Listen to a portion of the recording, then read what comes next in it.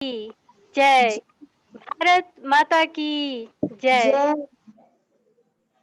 तो बच्चों, आप सभी का हार्दिक स्वागत है, अभिनंदन है आज की इस ऑनलाइन बाल संस्कार शाला की क्लास में। आइए हम सभी इस ऑनलाइन बाल संस्कार शाला की क्लास में शामिल हों और आज जो भी बातें बताई जा रही हैं उसको हम हृदय से हृदयंगम करें। तो बच्चों आइए आज की क्लास प्रारंभ करने से पूर्व सभी कमर सीधी कर लें, दोनों हाथ गोदी में। प्रातःकालीन स्वर्णिम सविता देवता का ध्यान करते हुए गायत्री मंत्र एक साथ एक स्वर में कहें। ओम भूर्भुवः तत्सवितुर्वरेण्यं भर्गो देवस्य धीमहि धियो यो यो नः प्रचोदयात्।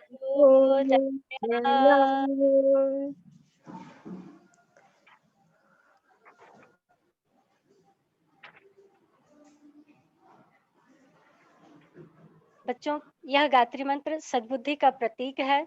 जब भी हम प्रातःकालीन माँ गायत्री का ध्यान करते हुए, सूर्य देवता का ध्यान करते हुए गायत्री मंत्र बोलते हैं, तो उससे क्या होता है कि हमारी बुद्धि को सन्मार्ग की ओर प्रेरित करने वाला यह गायत्री मंत्र हमें सत प्रेरणा देता है। तो आइए अब हम क्लास का प्रारंभ करते हैं।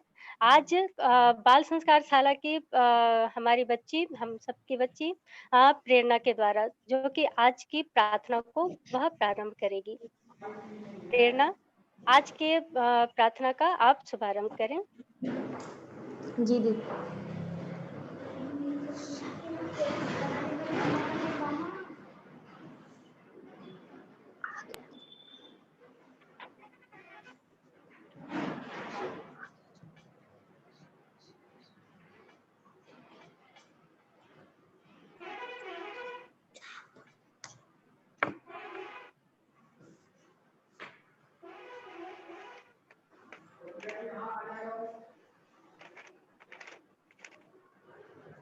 दीदी जी स्क्रीन शेयर करेंगे कि मैं अभी शुरू कर दूं? आप शुरू कर दीजिए। दीदी को साथ में कुछ दिक्कत आ रही है, आप शुरू कर दीजिए। जी दीदी। आइए अब हाथ जोड़ के आंख बंद करके भगवान की भक्ति करेंगे। तुम ही हो माता पिता, तुम ही हो, तुम ही हो बंधु सखा, तुम ही हो, तुम ही हो माता पिता, तुम ही हो, तुम ही हो हो, बंधु सखा, तुम ही हो, तुम ही हो साथी, तुम ही सहारे, कोई ना अपना सिवा तुम्हारे, तुम ही हो साथी, तुम ही सहारे, कोई ना अपना सिवा तुम्हारे, तुम ही हो नैया, तुम ही खिवैया, तुम ही हो नैया, तुम ही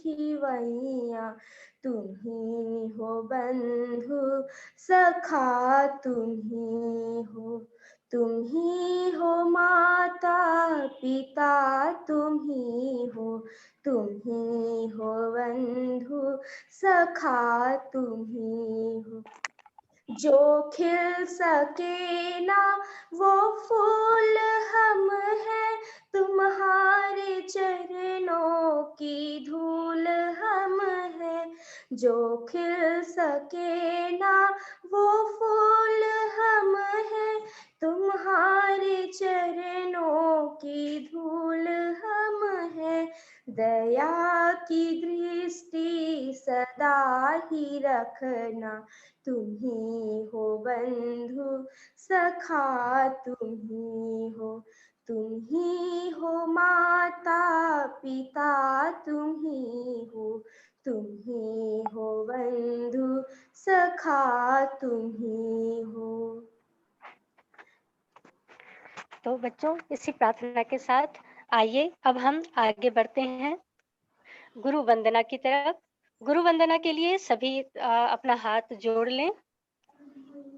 हाथ जोड़कर, जैसे कि आप सभी को कहा गया है कि माता-पिता और गुरु साक्षात ईश्वर के स्वरूप होते हैं।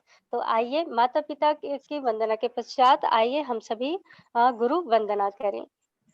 ॐ गुरुर्ब्रह्मा गुरुर्विष्णु गुरुरेव महेश्वर ओम गुरुर्ब्रह्मा गुरुर्विष्णु गुरुरेव महेश्वर गुरुरेव परब्रह्म तस्मै श्रीगुरुवे नमः। गुरुरेव परब्रह्म तस्मै श्रीगुरुवे नमः। तत्पश्चात आइए गणेश जी की वंदना करें कि हे गणेश जी, हमें सद्बुद्धि दीजिए, हमें विवेक दीजिए। इस भावना के साथ गणेश की वंदना करें। ओम एकदंताय विद्महे वक्र ओम एकदंताय विद्महे वक्रतुंडाय धीमहि वक्रतुंडाय धीमहि तन्नो दन्ति प्रचोदयात्। तन्नो दन्ति प्रचोदयात्। गणेश जी की वंदना के पश्चात आइए मातृ वंदना करें। माँ गायत्री, जो कि वेद माता, देव माता, विश्व माता है, उसकी आइए हम सभी वंदना करें। ओम माया तु वरदे देवी ॐ मायातु वरदे देवी त्र्यक्षरे ब्रह्मवादिनी त्र्यक्षरे ब्रह्मवादिनी गायत्री छन्दसां मातः गायत्री च छन्दसां मातः ब्रह्मयोने नमस्तुते। ब्रह्मयोने नमोऽस्तु ते। तत्पश्चात माँ सरस्वती की वंदना करें कि हे सरस्वती माँ, हमें विद्या दें। इस भावना के साथ माँ सरस्वती की वंदना करें। या देवी सर्वभूतेषु या देवी सर्वभूतेषु विद्यारूपेण संस्थिता विद्यारूपेण संस्थिताः नमस्तस्यै नमस्तस्यै नमस्तस्यै नमो नमः। नमस्तस्यै नमस्तस्यै नमस्तस्यै नमो नमः। सरस्वती माँ की वंदना के पश्चात आइए हम सभी महामृत्युंजय मंत्र का 3 बार उच्चारण करें। ॐ त्र्यम्बकं यजामहे सुगन्धिं पुष्टिवर्धनम् उर्वारुकमिव त्र्यम्बकं यजामहे सुगन्धिं पुष्टिवर्धनम् बन्धनात् उर्वारुकमिव बन्धनात् मृत्योर्मुक्षीवमामृतात्। मृत्योर्मुक्षीयमामृतात्। आप सभी साथ साथ एक साथ महामृत्युंजय मंत्र का उच्चारण करेंगे 2 बार। ॐ त्र्यम्बकं यजामहे सुगन्धिं पुष्टिवर्धनम् उर्वारुकमिव वन्दनात् मृत्योर्मुक्षीयमामृतात्। ॐ त्र्यम्बकं यजामहे सुगन्धिं पुष्टिवर्धनम् पुष्टिवर्धनम् उर्वारुकमिव वन्दनात् मृत्योर्मुक्षीयमामृतात्। तत्पश्चात बच्चों सभी शांत होकर कमर सीधी करके नेत्र बंद करके सभी बैठ जाएं। जप एवं ध्यान के लिए तैयार हो जाएं। प्रातःकालीन स्वर्णिम सविता देवता का ध्यान करें कि सूर्य देवता अपने प्रखर वेग से उदित हो रहा है। इस भावना के साथ सभी नेत्र बंद कर लें। यहाँ जैसा निर्देशित किया जा रहा है वैसे ही मन में ध्यान करें। उगते हुए सूर्य देवता का प्रखर तेज हमारे मस्तिष्क में प्रवेश कर रहा है। सूर्य देवता हमें अंदर से एवं बाहर से तेजोमय बना रहे हैं। अंदर के समस्त दुर्गुण, समस्त कुविचार सूर्य देवता की प्रखर तेज से नष्ट हो रहा है। अंदर से हम तेजोमय बन रहे हैं। सूर्य देवता हमारे मस्तिष्क में व्याप्त समस्त कुबुद्धि, कुविचार सभी को अपने प्रखर तेज से नष्ट कर रहे हैं। इस भावना के साथ कि हम अंदर से एवं बाहर से तेजोमय बन रहे हैं।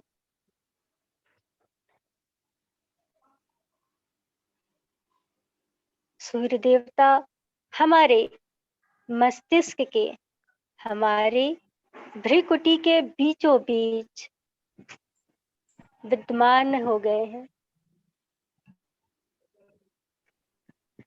और उसी सूर्य देवता का ध्यान करते हुए गायत्री मंत्र धीरे धीरे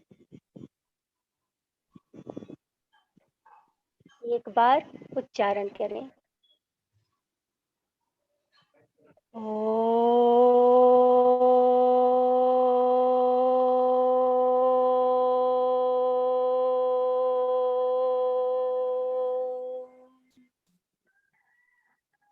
भूर्भुवः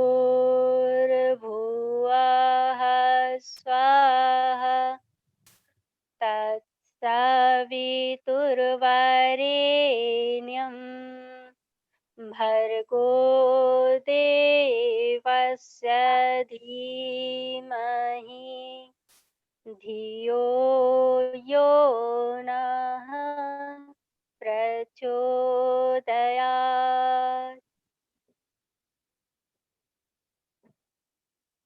नेत्र बंद किए रहे।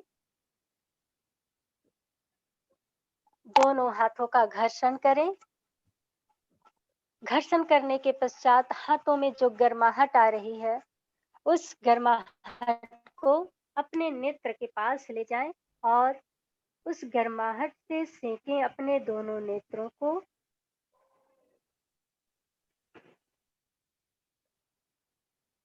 दोनों नेत्र सेकें। अब धीरे धीरे अपने नेत्रों को खोलें।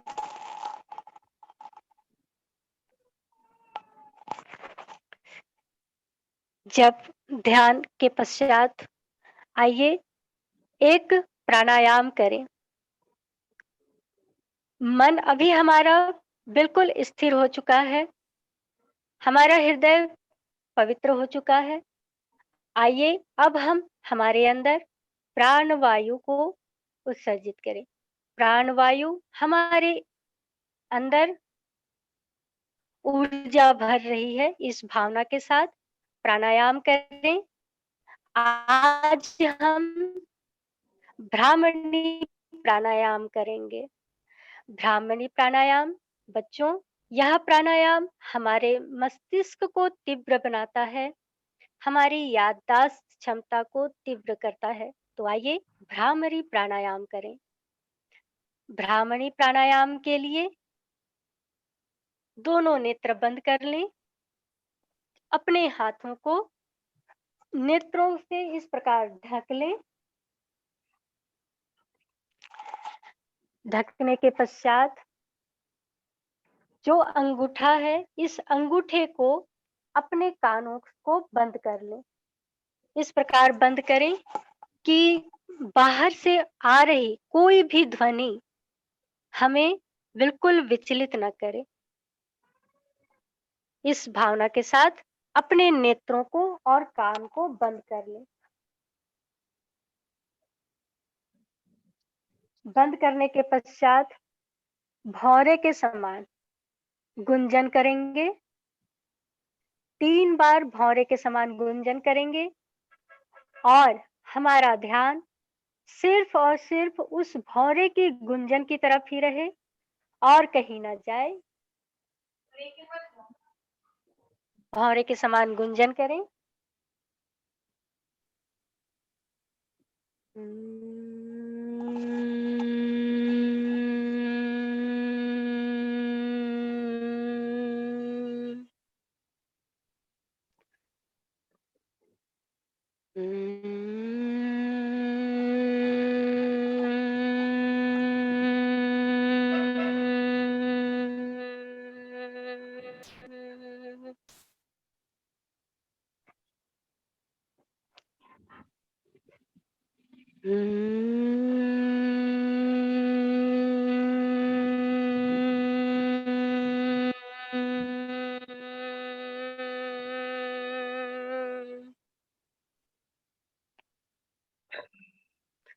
अब धीरे धीरे अपने नेत्रों को खोलें। अब सामान्य स्थिति में आ जाएं। बच्चों, अभी हमने भ्रामरी प्राणायाम किया। इसी प्रकार धीरे धीरे आप सभी लोगों को जितने भी प्राणायाम होते हैं, सभी प्राणायाम से परिचित कराया जाएगा। अब आइए आगे बढ़ते हैं शुभ कामना की ओर।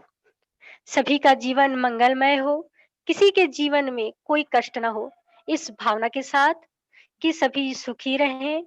आइए हम सभी शुभ कामना के लिए दोनों हाथ फैला लें कि हे ईश्वर, कोई भी दुख का भागी ना बने, सभी सुखी रहें। ओम सर्वे भवन्तु सुखिनः। सर्वे भवन्तु सुखिनः। सर्वे सन्तु निरामयाः। सर्वे सन्तु निरामयाः। सर्वे भद्राणि पश्यन्तु। सर्वे भद्राणि पश्यन्तु। मा कश्चित् दुःखमाप्नुयात्। मा कश्चित् दुःखमाप्नुयात्।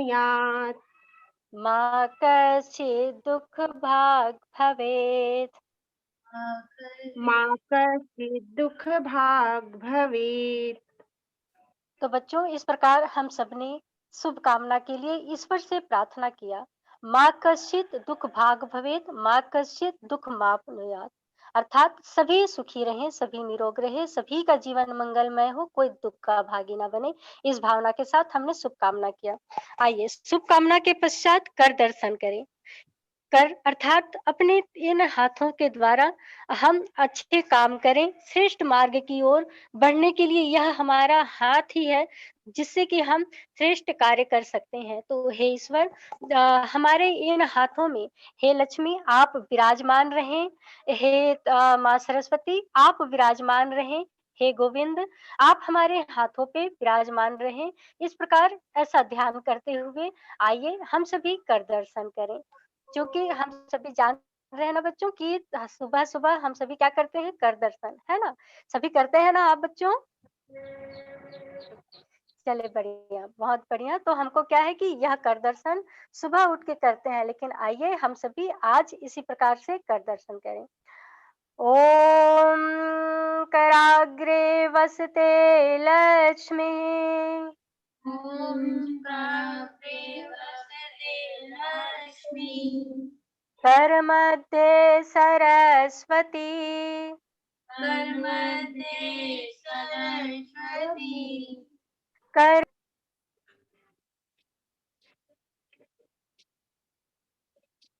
कर्मूले तु गोविन्दम् प्रभाते कर दर्शनम् प्रभाते करदर्शनम्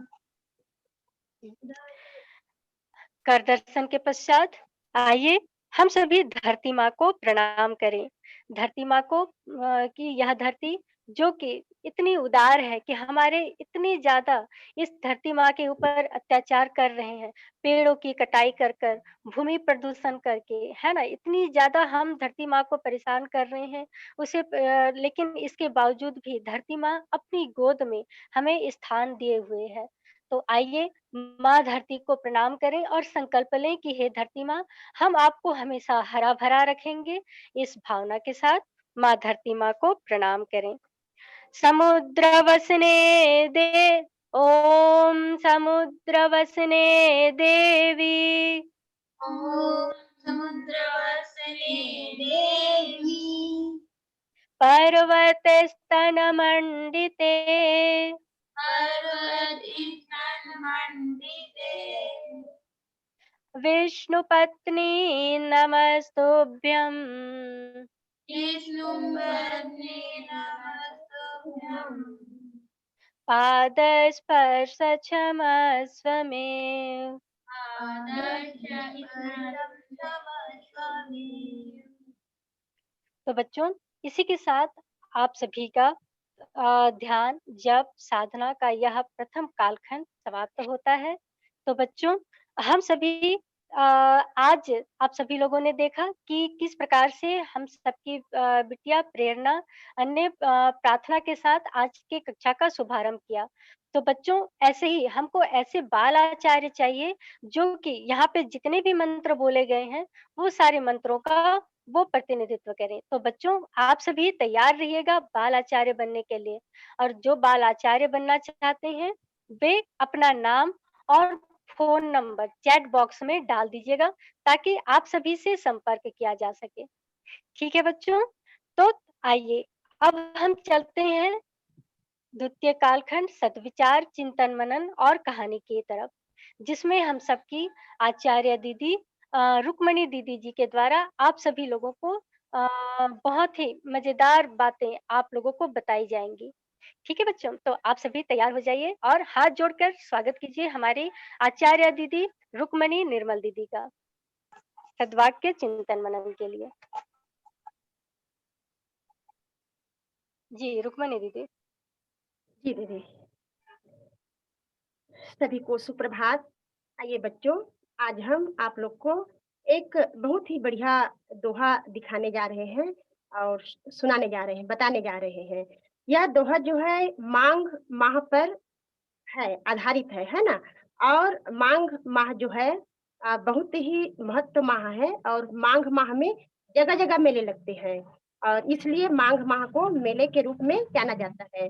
और गोस्वामी तुलसीदास जी ने माघ महीने की महिमा का वर्णन करते हुए इस दोहे के माध्यम से कहा है, माघ मकर गत रवि जब होई, तीरथ पति आव सब को, देव दनिज की नर नर श्रेणी, सादर मज्जहि सकल त्रिवेणी।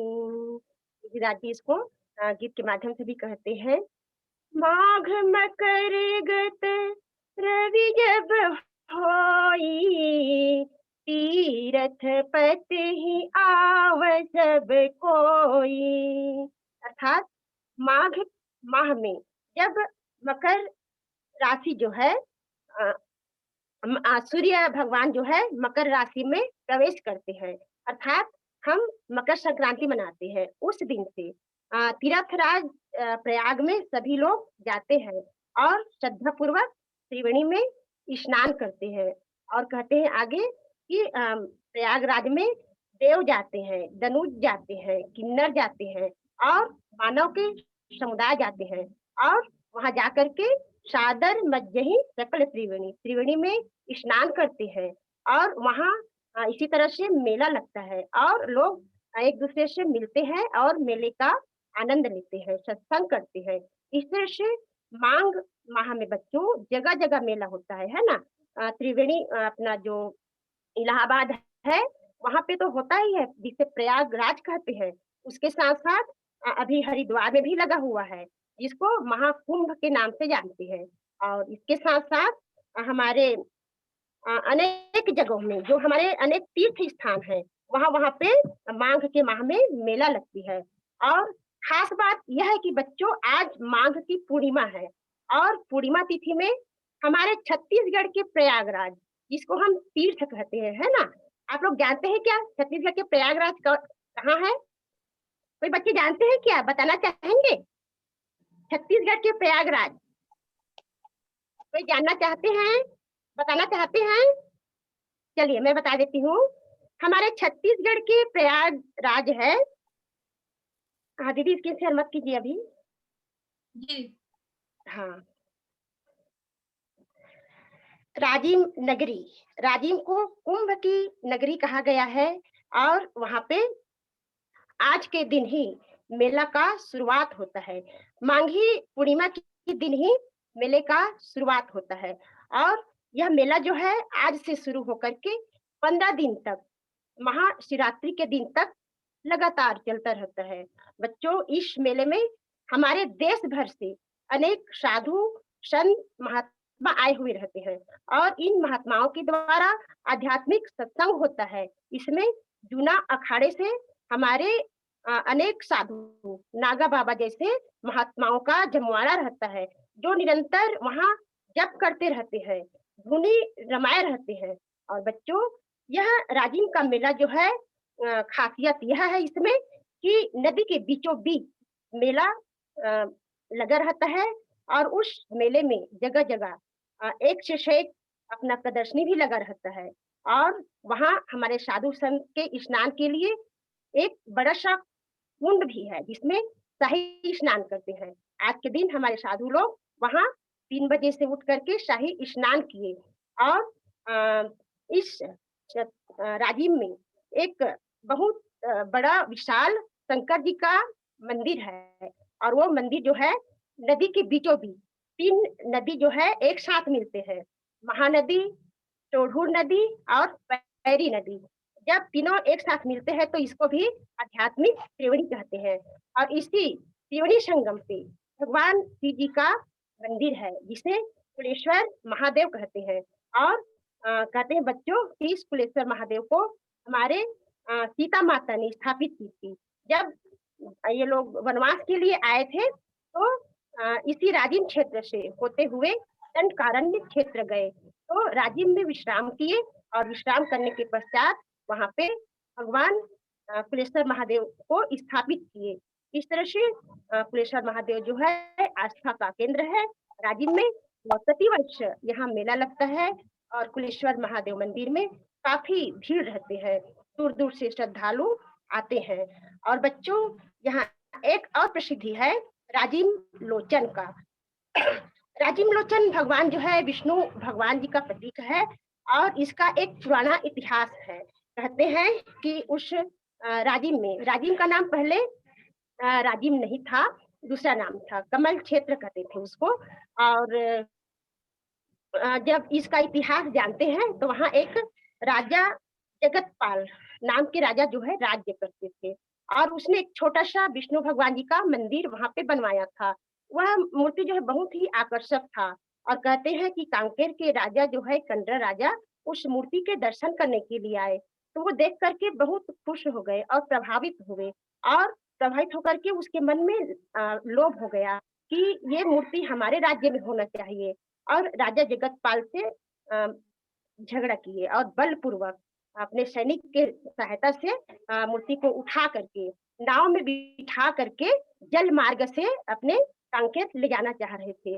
जब वो नदी जा रहे थे तो बीच में ही वो नाव जो है डूब गई और मूर्ति जो है वो भी नदी में डूब गए और कहते हैं कि मूर्ति वहीं पे जो जिस गांव में डूबे ना वो रुद्री नाम का गांव है, धमतरी के पास है और वहीं पे किनारे में वो पत्थर का किला बन गया और नाव जो है बहते हुए पुनः राजिम आ गए। ऐसा इसका इतिहास में कहा गया है और फिर कहते हैं कि उसी राजिम में एक राजिम नाम की जो महिला थी, जो तेलिन थी, जाति की तेलिन थी, वो जब नदी में स्नान करने के लिए गई हुई थी, तो वहाँ पे उसको एक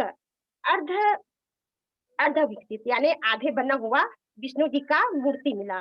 तो उसने उस मूर्ति को लेकर के अपने घर आ गए और उसी समय एक राजा था वीरपाल नाम के जो शासन कर रहे थे, तो उसको स्वप्न हुआ। तो स्वप्न होते हैं कि हे हे राजन, भगवान जी जो है स्वप्न में आते हैं और कहते हैं कि हे राजन, मैं आपके राजिम में स्थापित होना चाहती हूँ, राजिम नगरी में स्थापित होना चाहती हूँ, स्थापित होना चाहता हूँ और मैं एक राजिम नाम के जो महिला है, तेलिन है जाति के, उसके घर में हूँ, तो आप मुझे मंदिर बनवा करके स्थापित कर दीजिए। इस तरह से स्वप्न में भगवान जी कहते हैं। तो उस राजा ने वहाँ पे एक बहुत बड़ा मंदिर बनवाया राजिम में और राजिम जो भगवान है लोचन नाम का है ना, तो उसके साथ-साथ राजिम महिला का भी नाम जोड़ दिया। इससे राजिम लोचन भगवान पड़ गया विष्णु जी का और फिर आज वहाँ पे राजिम लोचन मंदिर स्थापित है और उसी के नाम से उस नगरी का नाम भी राजिम रख दिया, जिससे आज राजिम कुंभ नगरी के नाम से हम जानते हैं। इस तरह से राजिम का इतिहास, राजिम लोचन मंदिर का इतिहास बना हुआ है और राजिम हमारे पवित्र तीर्थ क्षेत्र है, जहाँ पे माघ पूर्णिमा के दिन मेला लग करके प्रतिवर्ष लगता है ना और 15 दिन तक चलने वाला यह विराट मेला बहुत ही महत्व रखता है बच्चों। तो आइए हम एक झलक देखते हैं मेले का, है ना, कि मेले हम तो जाते हैं मेले और मेले में खूब मौज मस्ती भी करते हैं। तो आइए बैठे-बैठे हम मेला देखते हैं, राजिम मेला का दर्शन करते हैं।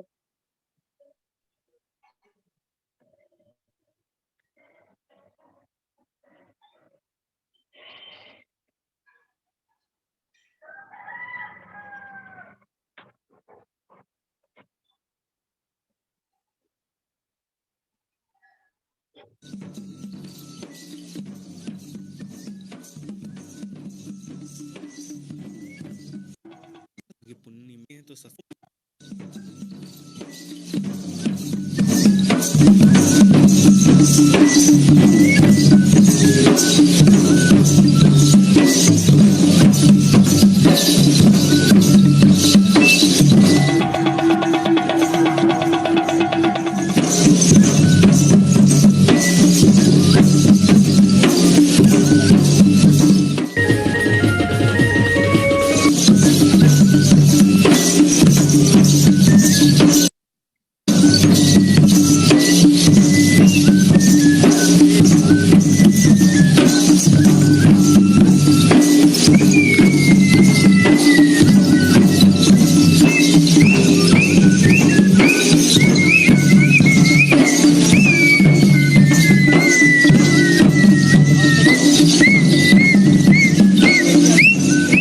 जय जो सब्सक्राइब नहीं किए, माघी पुन्नी मेला कर दिए गए है जो इसका पुराना नाम है। तो चलिए चलते हैं मेला ग्राउंड की ओर, जहाँ पर मेला लगा हुआ है और यहाँ पे हैं कितने बड़े आ चुका हूँ राजीव राउत नाच है जो आप यहाँ पर निःशुल्क भोजन कर सकते हैं। तो चलिए चलते हैं हम कुलेश्वर महादेव मंदिर की ओर। यह महानदी और मेला ग्राउंड के बीचों बीच है, तो आप यहाँ पे जब भी आते हैं तो जरूर घूमें। इस पर बेस मैं फुल वीडियो बना चुका हूँ, आप उसे देख सकते हैं। ये सब चीज़ खाता था तो बचपन की बहुत ज़्यादा याद आती है भाई आप लोग को याद। तो आप देख सकते हैं भुट्टा, आम, मछली, ये क्या है भैया, सेव, पपीता, तो सभी तरह का यहाँ पे गुल्लक है, बहुत ही बढ़िया। साथ ही साथ यहाँ पे कई छत्तीसगढ़ गवर्नमेंट के कई सारे स्टॉल लगे हैं जहाँ पे योजनाओं के बारे में बताया गया है। तो यहाँ पर छत्तीसगढ़ माटी कला बोर्ड की तरफ से यहाँ पे चीनी मिट्टी के बर्तन आप देख सकते हैं, ये 20 रुपये और 25 रुपये का स्टार्ट है। जो थाली है वो 300 रुपये का है। कृषि विभाग की तरफ से यहाँ पर छत्तीसगढ़ के जो किसान हैं वो क्या क्या उगाते हैं, जैसे टमाटर, बैगन, ये सब चीज़ यहाँ पर उगा कर दिखाया गया है। तो ये स्टॉल भी बहुत ही बढ़िया है, अगर आप आते हैं।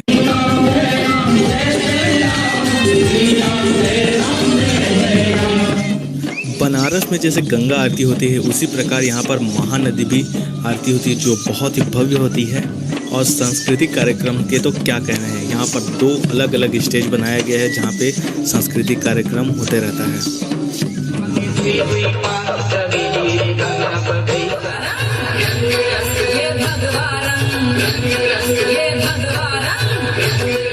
दोस्तों कैसा लगा आपको यह वीडियो, मुझे कमेंट करके जरूर बताएं।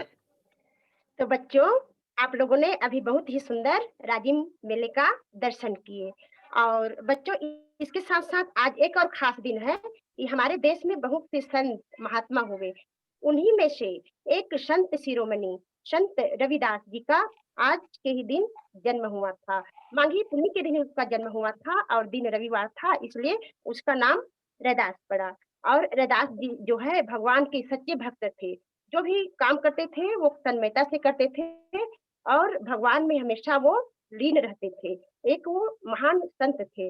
और कहते हैं कि बच्चों, रैदास जी जो है मंदिरों में जा करके बहुत पूजा पाठ करते थे, वहां ध्यान लगा करके बैठ जाते थे।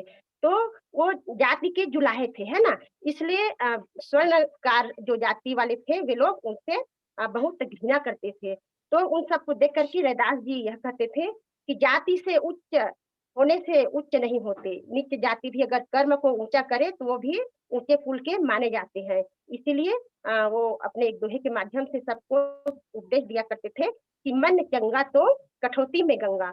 और उसने कठौती में गंगा मैया को भी प्रकट कर दिया था। इतनी बड़ी भक्ति थी उसमें। और कहते हैं कैसे प्रकट किए थे उसको एक कहानी के माध्यम से जानते हैं। कि कहते हैं कि एक बार रैदास जी जो है अपने कुटिया में बैठ करके हरि भजन में मग्न थे। तो उसी समय कुछ लोग गंगा स्नान के लिए जा रहे थे। तो एक व्यक्ति आकर के कहते हैं कि महात्मा जी, मैं गंगा स्नान करने जा रहा था, तो आपकी कुटिया को देख करके आपके दर्शन के लिए आया हूँ। तो उस समय हमारे रैदास जी कहते हैं कि हाँ ठीक है, आप जा रहे हो तो गंगा स्नान कर लेना बढ़िया से, और मेरे ये छोटा सा दिया हुआ जो उपहार है उसको गंगा मैया को भेंट कर देना। तो रविदास जी जो है एक मुद्रा देते हैं और उस मुद्रा को उस व्यक्ति को देते हैं।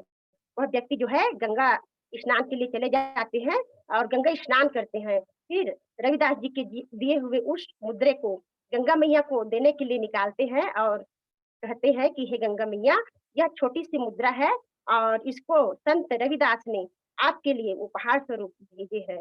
इस तरह से वो ज्यों ही कहते हैं त्यों ही गंगा मैया जो है अपने जल से अपने हाथ को इस तरह से ऊपर कर देती है और फिर उस व्यक्ति ने गंगा मैया को उस मुद्रा को दे देती है। फिर गंगा मैया जो है अपने हाथ से पुनः एक कंगन निकालती है और उस व्यक्ति को देते हुए कहते हैं कि जाओ इस कंगन को रैदास जी को दे देना, ये मेरे तरफ से उपहार है। इस तरह से गंगा मैया जो है उस व्यक्ति को एक सोने की कंगन देती है और वह कंगन जो है बड़े ही सुंदर था, रत्न जड़ित मोतियों से गुथे हुए स्वर्ण का वह कंगन अत्यंत दुर्लभ था। अब उस व्यक्ति ने उस कंगन को लेकर के तो आए पर रैदास जी को नहीं दिए। उसके मन में कुछ अलग चला कि क्यों ना इस कंगन को राजा को दिया जाए, ऐसा करके तो उसने राजा को दे दिया। अब राजा भी बहुत प्रसन्न हुए उस कंगन को देख करके और उसको खूब मुद्राएं दिए।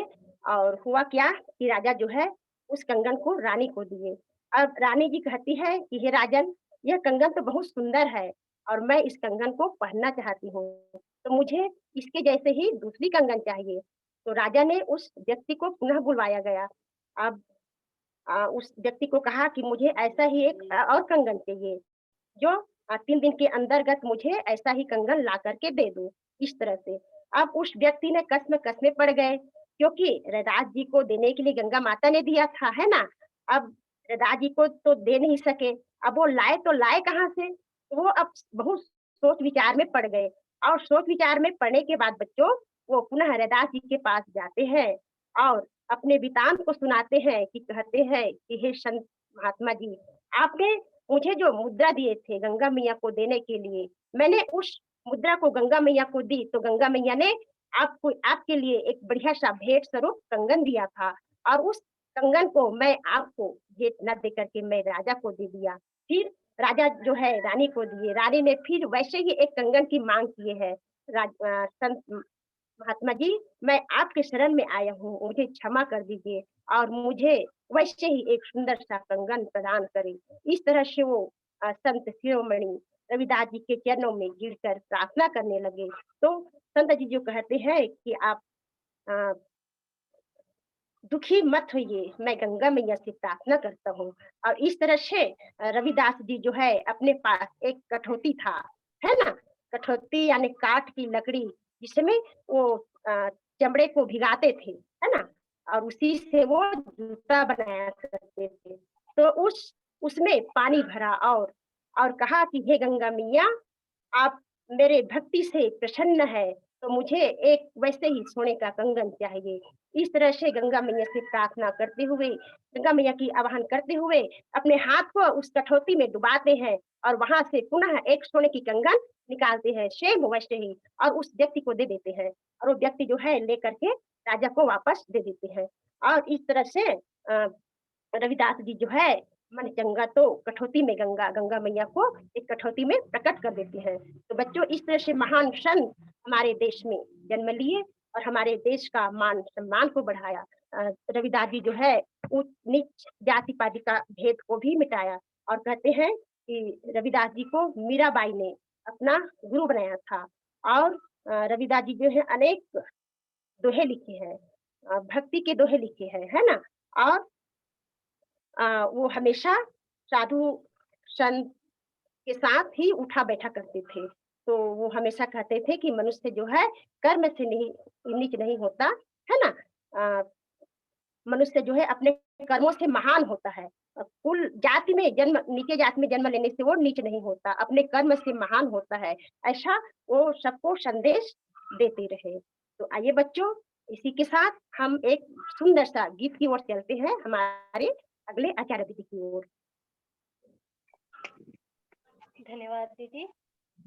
तो बच्चों, आप सभी सुने अभी कितनी अच्छी प्रेरणादायक कहानी, है ना? जिसमें हम सभी ने जाना कि कैसे एक व्यक्ति समाज हित के लिए, लोगों के हित के लिए जब कोई कार्य करने के लिए बाहर जाते हैं या फिर जब कोई कार्य करते हैं, तो उसके बीच में कितनी ज़्यादा विघ्न बाधाएँ आती हैं, है ना?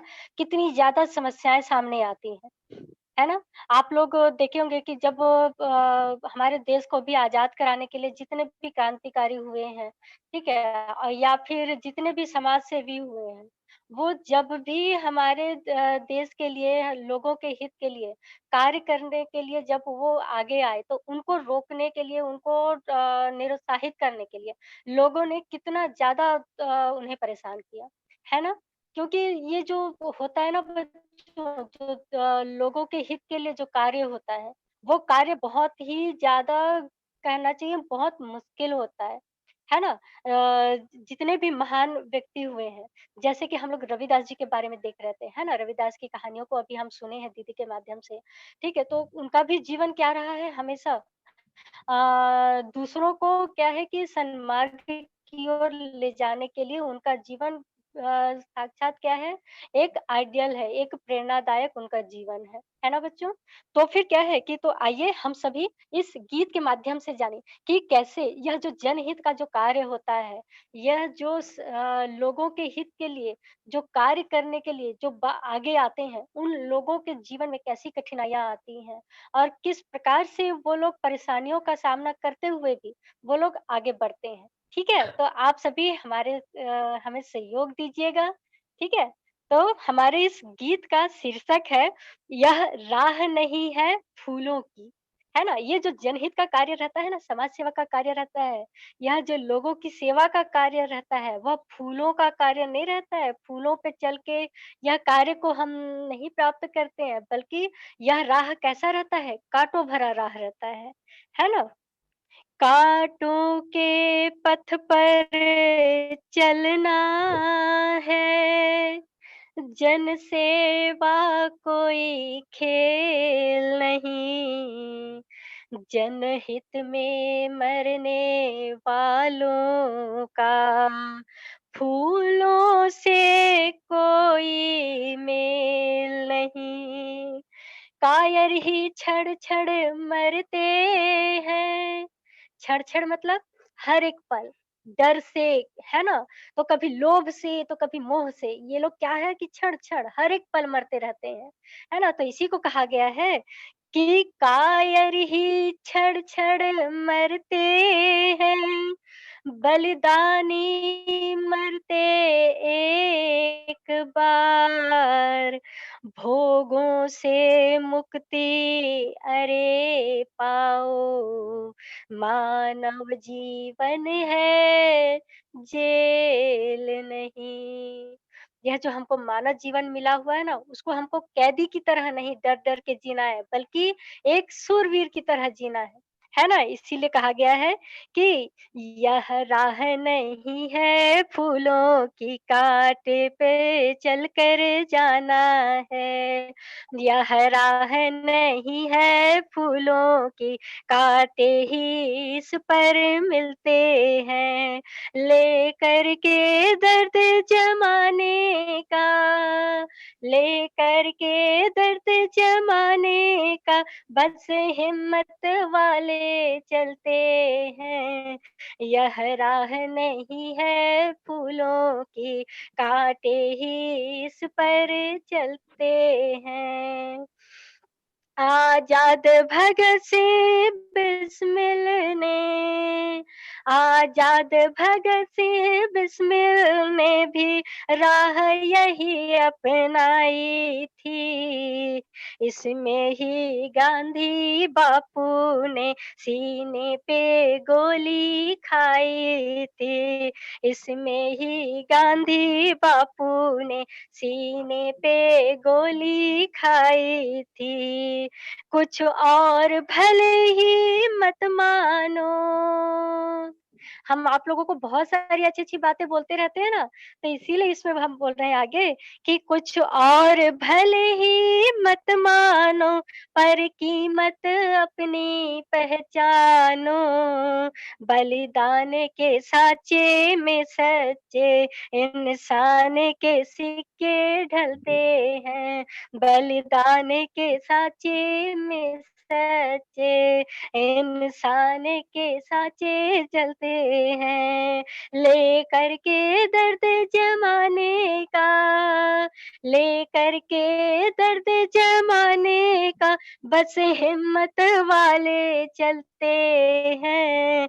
यह राह नहीं है फूलों की, कांटे ही इस पर मिलते हैं। वैसे तो हमको यह मानव जीवन मिला हुआ है ना बच्चों?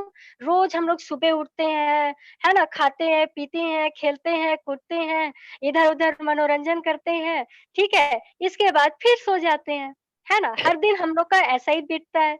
तो फिर हम लोगों में और यह जीव-जंतुओं में क्या फ़र्क रह गया? है ना? जो कुत्ते बिल्ली होते हैं वो भी तो बस यही काम करते हैं, खाने-पीने का, सोने का, उठने का, है ना?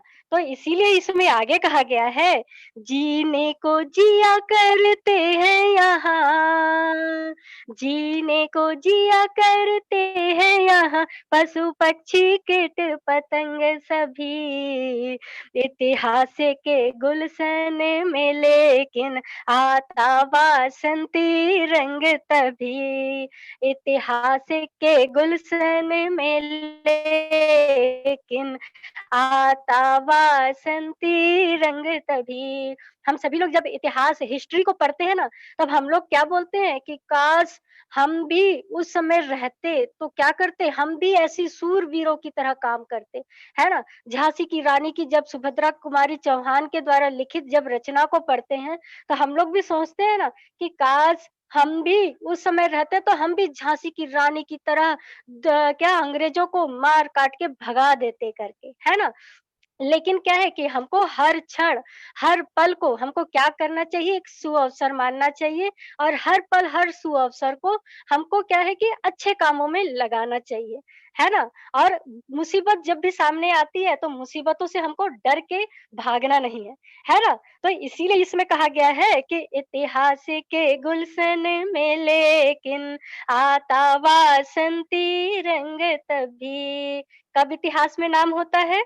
जब ऐसा माली आता है तो जो जीते जी गल जाता है, जब ऐसा माली आता है जो जीते जी गल जाता है, बरसों तपती है जो माटी उसमें से रत्न निकलते हैं, लेकर के दर्द जमाने का, लेकर के दर्द जमाने का, बस हिम्मत वाले चलते हैं, यह राह नहीं है फूलों की, कांटे ही इस पर मिलते हैं।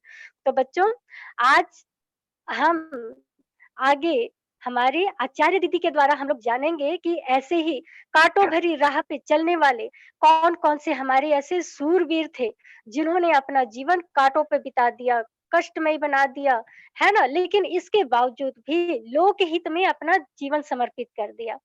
तो बच्चों, आइए हम सभी जानेंगे उन महान व्यक्तियों के बारे में। वैसे तो आप सभी लोगों को पता होगा वीर सावरकर के बारे में। आप लोग जानते हैं वीर सावरकर के बारे में? नहीं जानते होंगे, है ना? अधिकतर लोग वीर सावरकर के बारे में अभी से परिचित नहीं हुए हैं, है ना? तो अभी हम सभी को रुक्मणी आचार्य दीदी वीर सावरकर जी के बारे में बताएँगे कि उन्होंने कैसे वीरतापूर्ण कार्य किया है ना? और साथ ही साथ चंद्रशेखर आज़ाद दिवस भी है ना?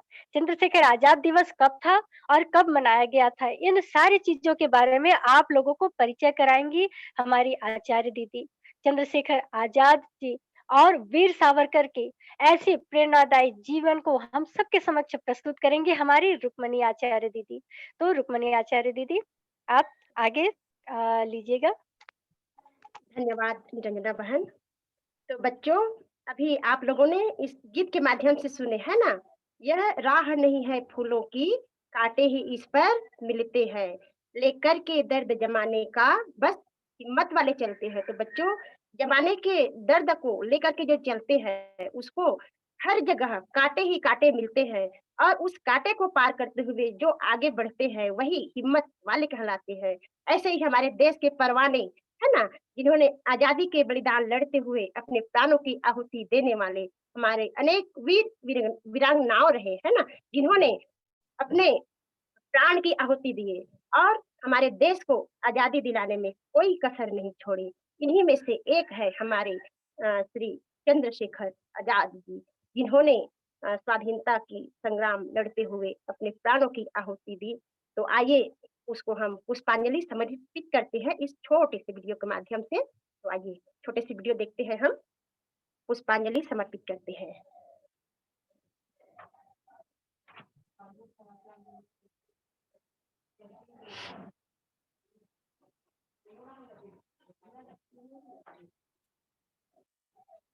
आजादी को हम हरगिज़ मिटा सकते सकते नहीं, अपनी आजादी को हरगिज मिटा सकते नहीं। सर कटा सकते हैं लेकिन सर झुका सकते नहीं, सर कटा सकते हैं लेकिन।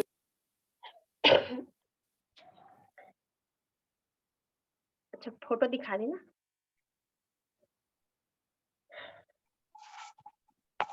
तो अभी दीदी जी आप लोगों को चंद्रशेखर आजाद जी की फोटो दिखाने वाले हैं। वैसे आप सभी लोग चित्र देख के पहचान जाएंगे कि ये चंद्रशेखर आजाद जी हैं।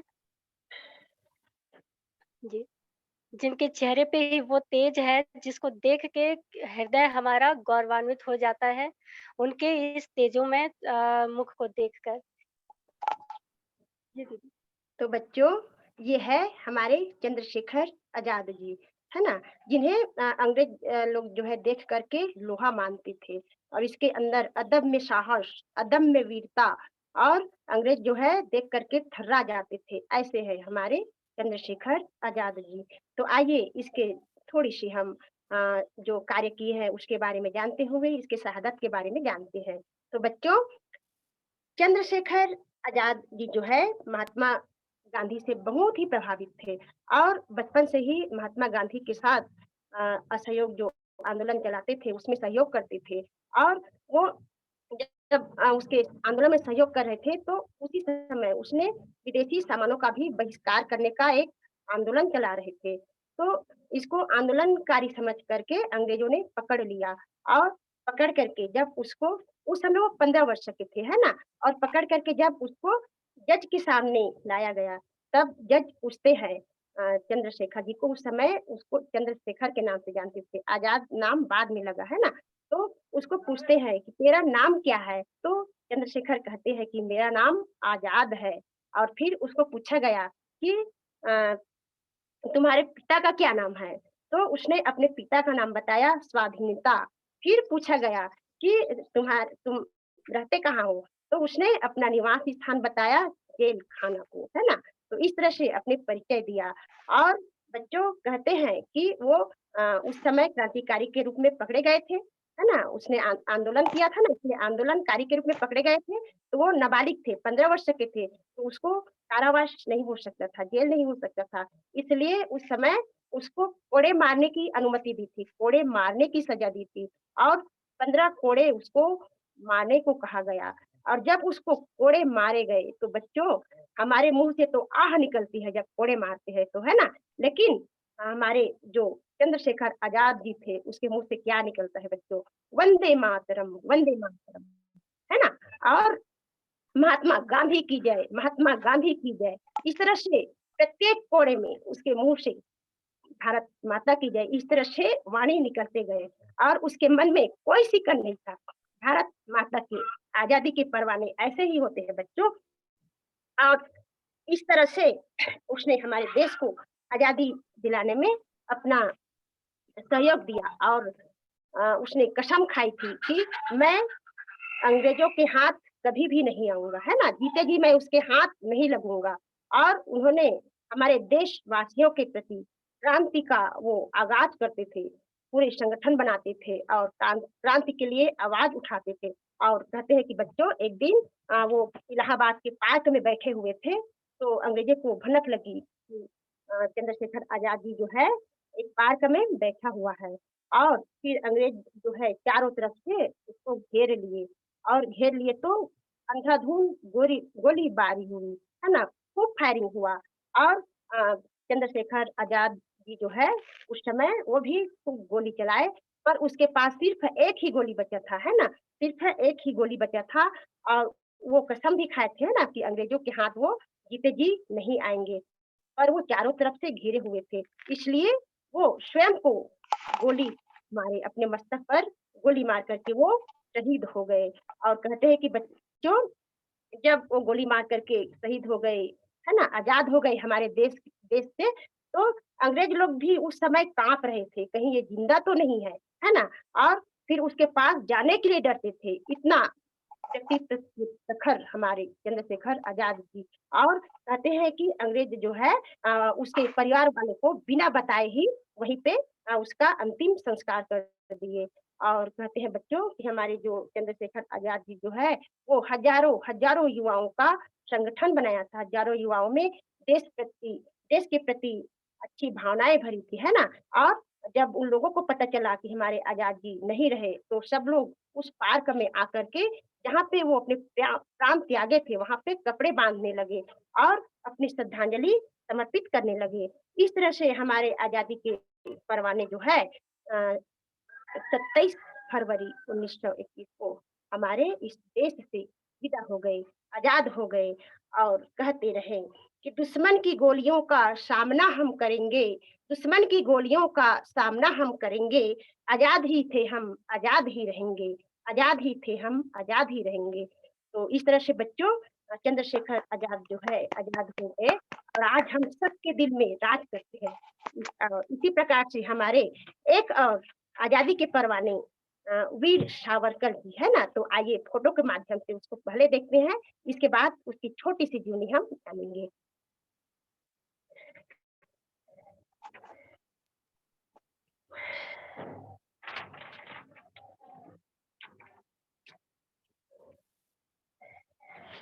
तो आप लोग देख रहे हैं बच्चों, है ना।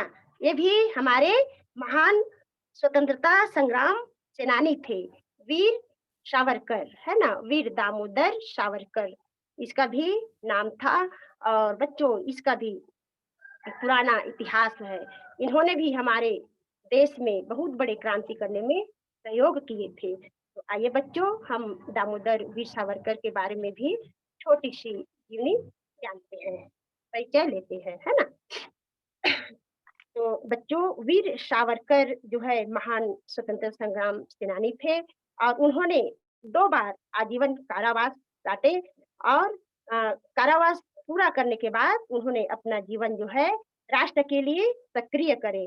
और कहते हैं कि ये एक महान लेखक थे।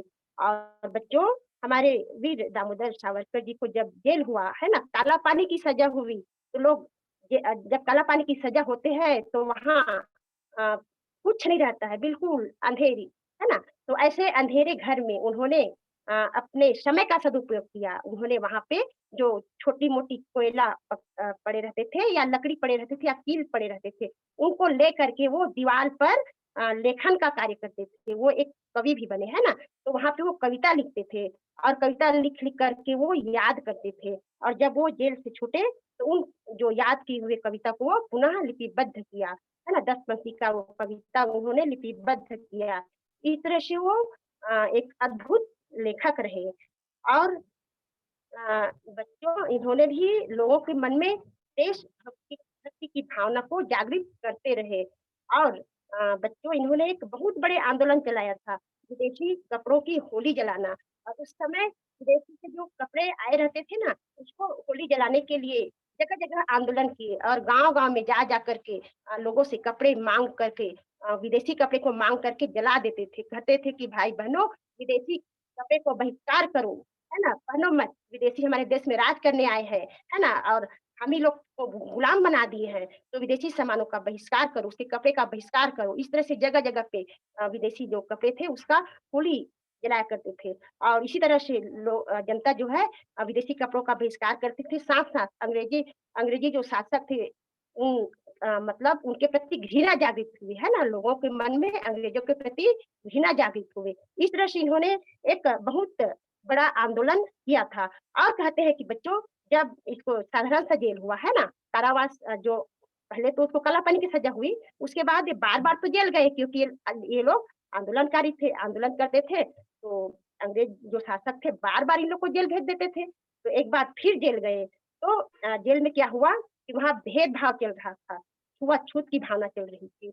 और कैसा भेदभाव कि अ, वहाँ हिंदू और मुस्लिम, है ना, सभी प्रकार के कैदी रहते हैं। तो हमारे जो हिंदू कैदी थे, वे लोग मुसलमान जो कैदी थे वो भोजन को उसको छू देते थे, है ना। तो हिंदू कैदी जो है उसको छुआ मानते थे, कि हमारे भोजन को छू दिया, अब हम इसको नहीं खाएँगे, इस तरह से। और भूखे रहते थे। इन सबको देखने लगे। कौन देखने लगे? वीर सावरकर। और उन्होंने एक सुंदर सी युक्ति निकाली और कहा कि भाइयों, आप लोग वैसे तो भोजन पवित्र रहता है, दूषित नहीं होता है, फिर भी आप लोग दूषित मानते हो, तो जो भोजन दूषित होता है उसको शुद्ध करने का हमारे शास्त्रों में एक मंत्र है, और वो मंत्र है गायत्री मंत्र। आप लोग भोजन करने के लिए बैठे तो गायत्री मंत्र बोल लीजिए। आप लोग दोनों हाथ जोड़ लीजिए, नेत्र बंद कर लीजिए और गायत्री मंत्र बोल लीजिए, और फिर भावना करिए कि हमारे जो भोजन है वो अशुद्ध नहीं, शुद्ध है, पवित्र है, यह भगवान का प्रसाद है।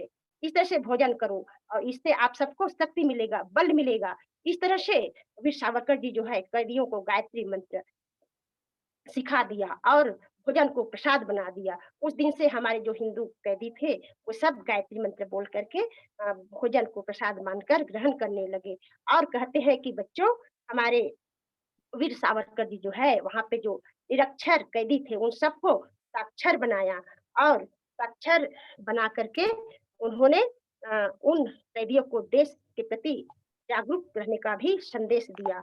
और अंत में बच्चों, उन्होंने 26 फरवरी 1967 को, है ना, यानी कल के ही दिन उन्होंने हमारे इस देश से विदा हो गए।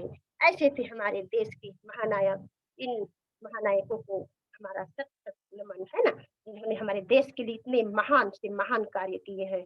तो आइए बच्चों, अब हम चलते हैं। आप लोग की छोटी छोटी प्रस्तुति, है ना, तो आप लोग की जो अगले संडे को जो प्रस्तुत किए थे आप लोग, उनमें से जो हमारे कुछ बच्चे बचे हुए थे उन लोगों की हम प्रस्तुति को सुनते हैं। ठीक है, चलिए तो हमारी निजना दीदी के पास चलते हैं हम आप लोग की प्रस्तुति सुनने के लिए। तो बच्चों, आप सभी अपनी अपनी प्रस्तुति देने के लिए तैयार है ना? तैयार हैं? चलिए, अब आप लोग जो भी अपनी प्रस्तुति देना चाहते हैं वो अपना हाथ ऊपर कर लीजिएगा, ताकि यहाँ से ऑपरेट कर रहे हमारे दीदी भैया लोग को पता चल सके कि हाँ, ये बच्चे हम कुछ कहना चाहते हैं। अच्छा, मीठी और लक्की के यहाँ से, है ना? तो बेटा आप लोग अपने आप को अनम्यूट कर दीजिएगा। नेहा दीदी देखिएगा, मीठी और लक्की करके नाम लिखा हुआ है, उनको अनम्यूट कीजिए। जी बेटा, आप लोग सबसे पहले अपना परिचय दीजिएगा कि आप कौन हैं, कहाँ से जुड़े हुए हैं, ठीक है? इसके पश्चात आप लोग अपनी प्रस्तुति दीजिएगा। जो माइक जैसे है ना बेटा, उसको टच कीजिए, वो फिर अनम्यूट हो जाएंगे। जो माइक जैसे दिख रहा है ना, माइक जैसे हम कान में लगाते हैं ना माइक, रेड कलर का है, ऐसे क्रॉस का चिन्ह लगा हुआ है ना, तो उसको टच कीजिए। आपकी वीडियो है ना, वीडियो के पास एक रेड क्रॉस लगा हुआ है व्हाइट में, है ना, उसको टच कीजिए। या कुछ आ रहे होंगे ऑप्शन ना, तो उसमें टच कीजिए। बेटा ऑप्शन आएगा, देखिए स्क्रीन में, उसको अलाउ करना है ना, एक्सेप्ट कीजिए। म्यूट अनम्यूट का ऑप्शन आएगा, आया? हाँ, चलिए हो गया। ठीक है बेटा, अब आप अपना परिचय दीजिए। आप कहाँ से हैं, आपका नाम क्या है? मेरा नाम लक्की राज है।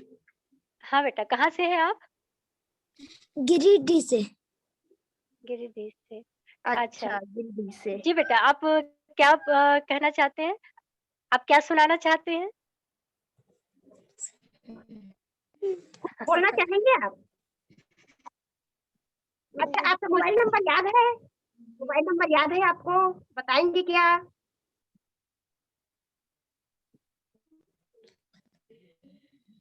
लकी, आपका मोबाइल नंबर क्या है बेटा?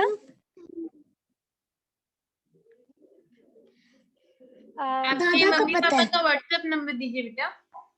अच्छा चलिए, कोई बात नहीं, तो आप अपना व्हाट्सएप नंबर ये चैट बॉक्स में लिख के दे दीजिएगा, ठीक है? लकी करके अपना व्हाट्सएप नंबर चैट बॉक्स में लिख लीजिएगा, ठीक है? चलिए, अरे फिर से अपने आप को अनम्यूट कर ले, वीडियो लॉक कर ले। चलिए कोई बात नहीं। अब हम दूसरे बच्चों की तरफ चलते हैं। तो इसमें से कौन है? दीदी उन्हीं को लेना है ना? जी देखते हैं ना, जो भी है वो लोग देख रहे हैं तो। जी बच्चों, अभी और कौन है जो अपनी प्रस्तुति देना चाहते हैं? पहले अपना हाथ ऊपर कर लीजिए। सबसे पहले तो आप सभी बच्चे अपना अपना वीडियो ऑन कीजिए, ताकि आप लोगों की बातों को हम सब भी सुन सकें और आप लोग को देख भी सकें। सभी बच्चों से निवेदन है कि अपने-अपने वीडियो ऑन कर लें। हाँ, हेलो। तो कौन हाँ, हाँ, लक्की बेटा बोलिए। लक्की बेटा बोलिए। कुछ नहीं बोल रहे थे, फोन आया था। अच्छा, तो आपको कुछ प्रस्तुति देनी है क्या? कुछ कहना है आपको? अच्छा नहीं, चलिए कोई बात नहीं। इसके अलावा और कोई जो अपना हाथ ऊपर कर रहे हैं, कोई है?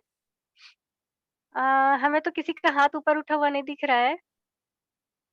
अच्छा, शगुन मोदी, बेटा जब तक आप अपना वीडियो ऑन नहीं करेंगे, हम आपको कैसे सामने फ्रंट पे लाएँगे? शगुन मोदी, पहले आप अपना वीडियो ऑन कीजिए बेटा। हाँ, हाँ, हो शगुन। गया। जी। अपने आप को अनम्यूट कीजिए बेटा और हमेशा वीडियो में रहा कीजिए, है ना शगुन? हाँ, और वीडियो ऑफ करके बिल्कुल नहीं बैठनी है ना?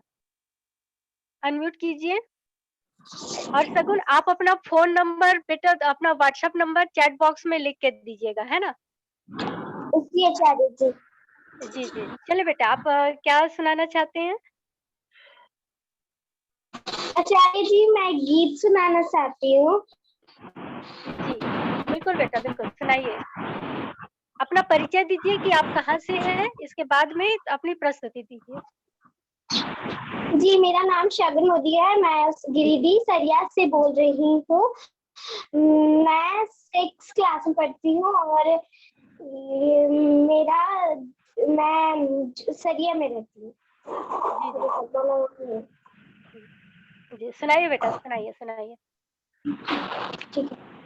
अब तो मतलब या देवी सर्वभूतेषु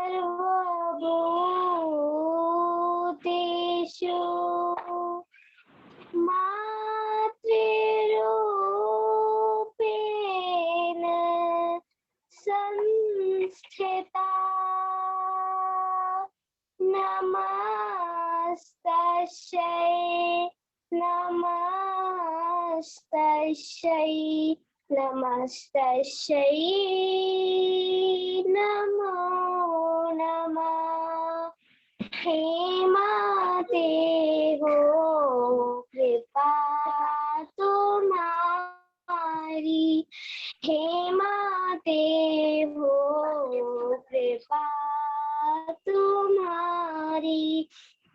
सुत तेरे दुख पारे हैं, हे करुणामयी माँ तू भगवती, हे करुणामयी माँ तू भगवती। आठ भाव से बुला रहे हैं, हे माते हो कृपा तुम्हारी, हे माते हो कृपा तुम्हारी। ज्ञानामृत की धार पिलाई, करुणा का अध्याय सिखाया।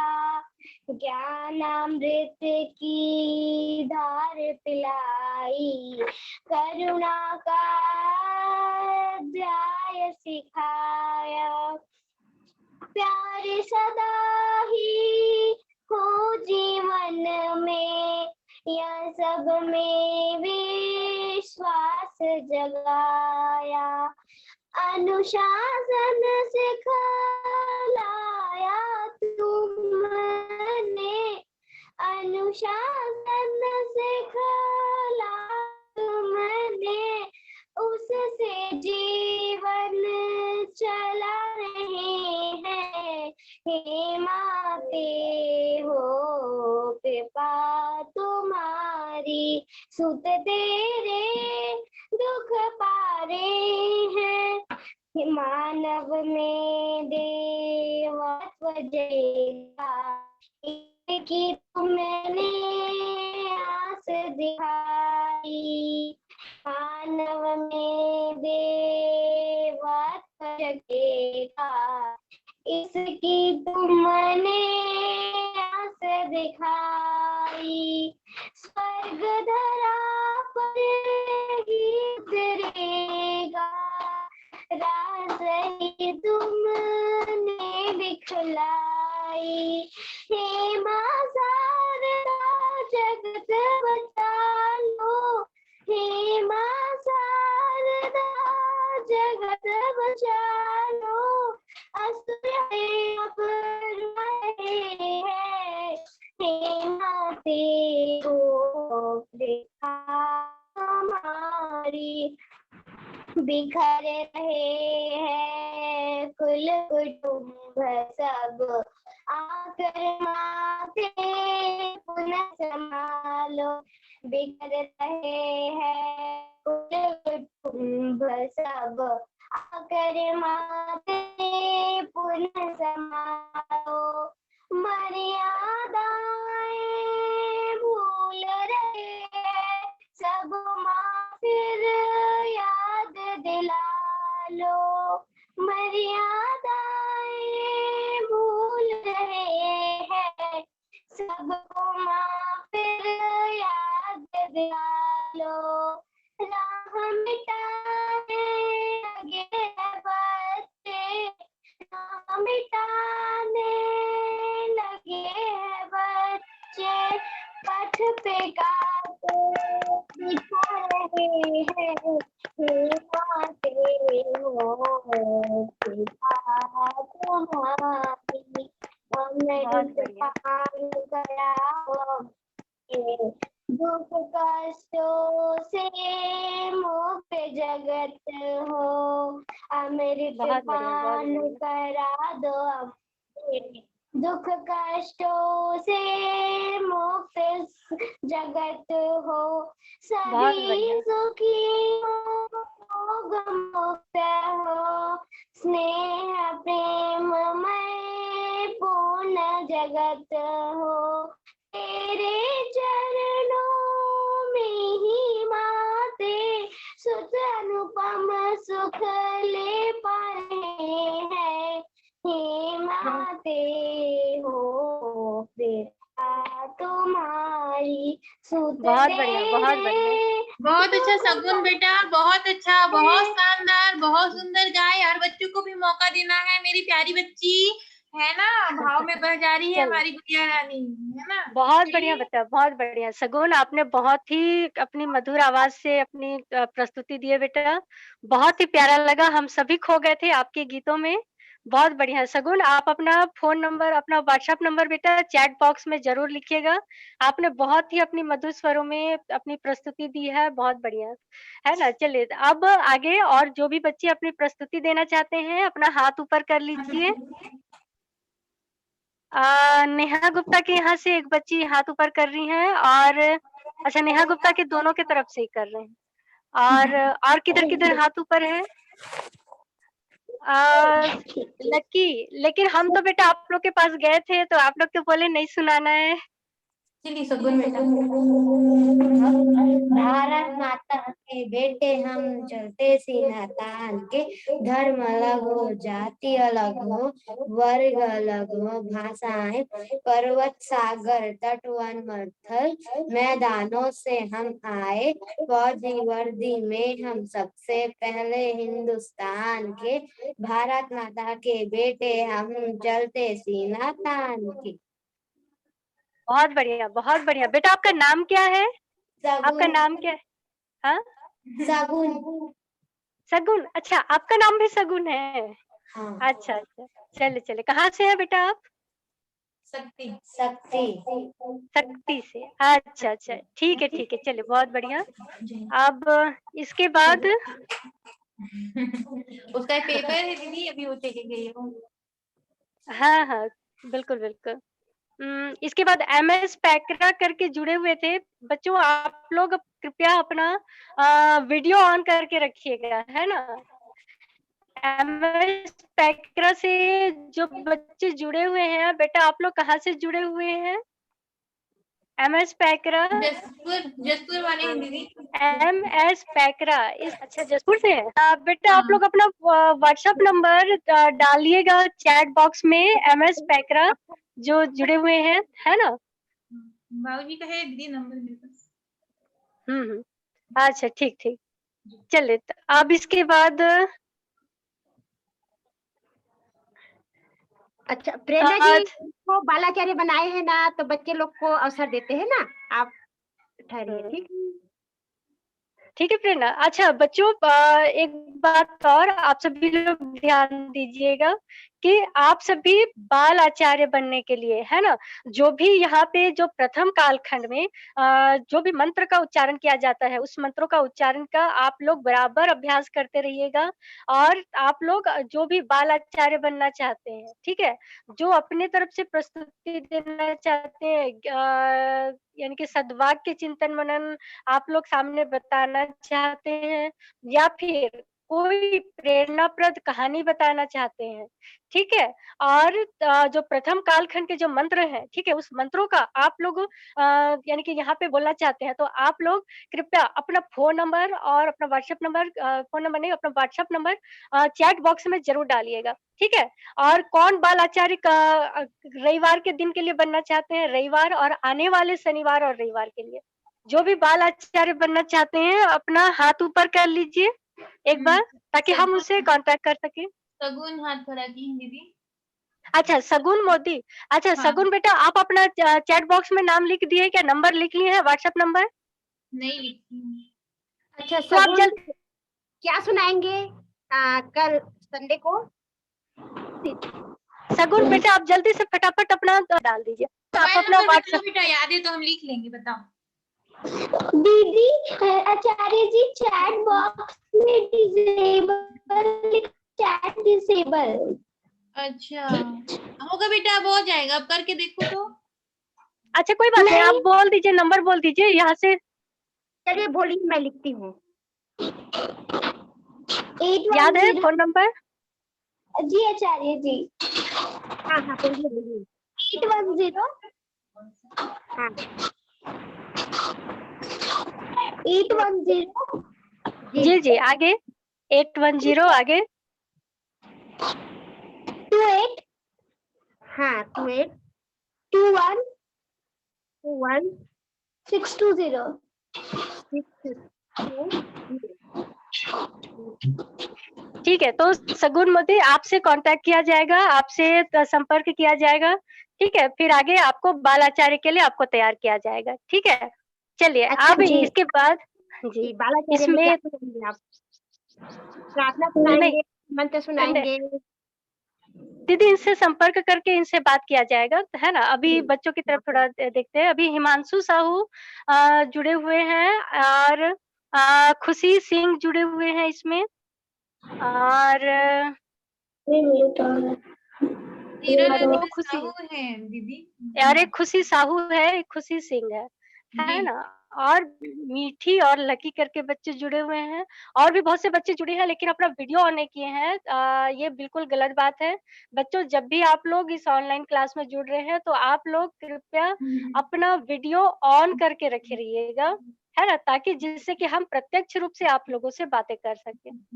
इसके अलावा और भी कोई अपनी प्रस्तुति देना चाहते हैं? बस खुशी सिंह की तरफ से हाँ तो आ रहा है। खुशी सिंह का एक ले लेते हैं प्रस्तुति, इसके पश्चात हम कक्षा का समापन की ओर बढ़ेंगे, है ना। खुशी सिंह की एक ले लेते हैं। ठीक है खुशी, आप अपने आप को अनम्यूट कीजिए और कोशिश कीजिएगा कि अपनी प्रस्तुति संक्षिप्त रूप में करेंगे, है ना, छोटे रूप में कृपया अपनी बातों को सामने रखिएगा। जी खुशी। नहीं बालाचार्य के रूप में आया होगा दीदी कल के नहीं लिए। नहीं, ये कुछ प्रस्तुति देना चाह रही है। हाँ खुशी बोलिए। दीदी जी प्रणाम। वो होमवर्क मिला था दीदी, हनुमान चालीसा या फिर गायत्री चालीसा सुनाने का, उसको कल सुनाना है या फिर आज ही सुनाना है? आज तो टाइम कम बचा हुआ है। बच्चों वैसे आप सभी लोगों से कहा गया था कि आप सभी गायत्री चालीसा, हनुमान चालीसा इसको आप लोग याद करके ऑनलाइन क्लास में आप लोग सुनाइएगा करके, है ना। लेकिन बच्चों दरअसल आप लोग क्या है कि अभी थोड़ा-सा जो भी चालीसा है ना, चाहे गायत्री चालीसा हो, हनुमान चालीसा हो, वो सारी चालीसाएँ काफ़ी लंबी होती है ना। तो एक क्लास में आप लोगों की प्रस्तुति सभी लोगों की नहीं सुन पाना बिल्कुल संभव नहीं हो पाएगा। तो इसीलिए बच्चों आप लोग अपनी प्रस्तुति, ठीक है, आप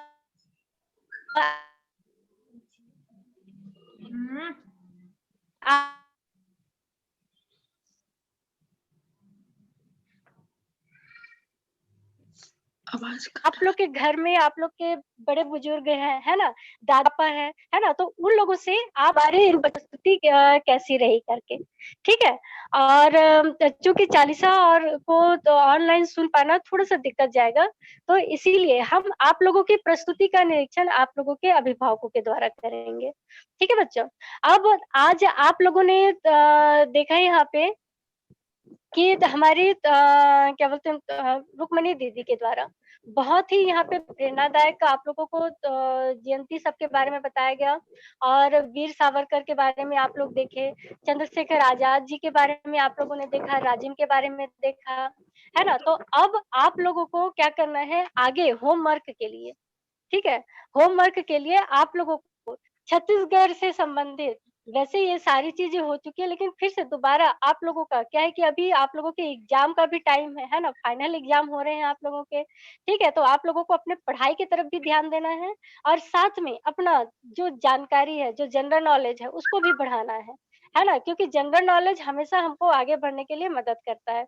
तो आप लोग छत्तीसगढ़ के समस्त जितने भी त्योहार होते हैं, ठीक है, छत्तीसगढ़ के जितने भी त्योहार होते हैं, और छत्तीसगढ़ में जन्म लेने वाले जितने भी महापुरुष हुए हैं और जितने भी महानुभाव हुए हैं, ठीक है, उन सभी लोगों का आप लोगों को नाम और जन्म तारीख और कहाँ पे उन्होंने जन्म लिया था, उसके बारे में आप लोगों को जानकारी हासिल करनी है। आप लोगों को सिर्फ छत्तीसगढ़ के बारे में बोला जा रहा है ना, छत्तीसगढ़ के समस्त महानुभाव जितने भी हुए हैं, ठीक है, महान आत्मा जितनी भी हुई हैं, उनके बारे में आप लोगों को जानकारी एकत्र करनी है, और अगले रविवार को आप लोगों से इसके बारे में पूछा जाएगा कि छत्तीसगढ़ के जितने भी महापुरुष हुए हैं, जितने भी महान आत्माएं हुए हैं, उनके बारे में, ठीक है, उनकी जीवनी के बारे में।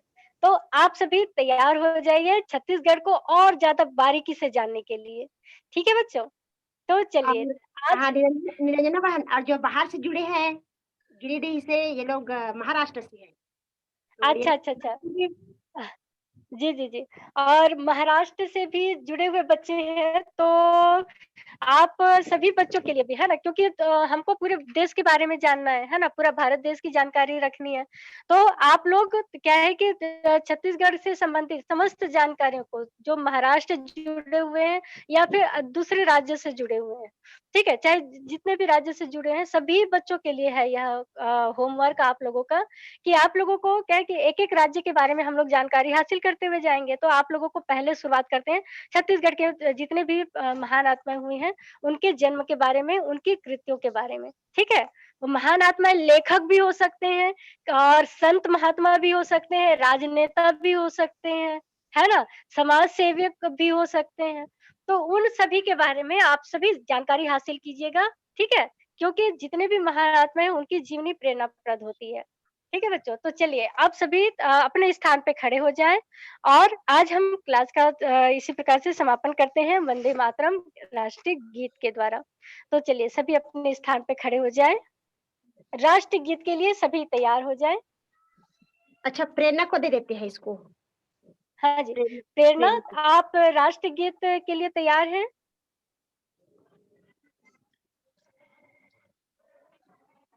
प्रेरणा दिख नहीं रही है प्रेरणा। खुशी आप गा देंगे क्या? हाँ, आप गा देंगे राष्ट्रीय गीत वंदे मातरम। ठीक है, चलिए खुशी आप प्रतिनिधित्व कीजिए, सामने आइए, हम सभी आपके साथ साथ गा रहे हैं, ठीक है। चलिए सभी बच्चों तैयार हो जाइए, बोलिए भारत माता की जय, भारत माता की जय। जी खुशी। वंदे मातरम, वंदे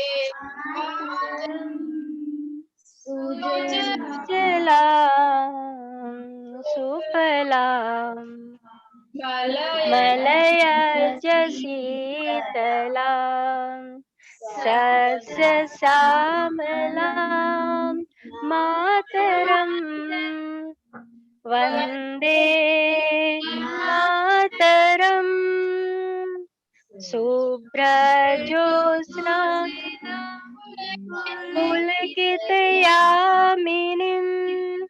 फुल्लकुसुमितद्रुमदलशोभिनीं सुहासिनीं सुमधुरभाषिणीं